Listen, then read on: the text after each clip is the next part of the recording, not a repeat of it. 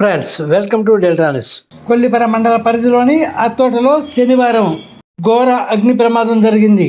ఈ ప్రమాద ఘటనలో అత్తోట గ్రామానికి చెందిన ఎర్రు రవికుమార్ పూరిల్లు పూర్తిగా కాలి దగ్ధమైంది. విద్యుత్ షార్ట్ సర్క్యూట్ కారణంగానే ప్రమాదం జరిగినట్లు స్థానికులు తెలిపారు.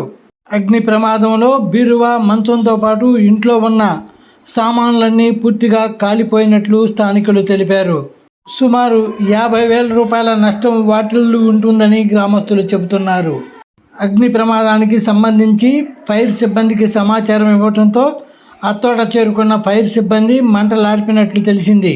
అగ్ని ప్రమాదంతో సర్వం కోల్పోయినట్లు బాధిత కుటుంబ సభ్యులు ఆవేదన వ్యక్తం చేశారు.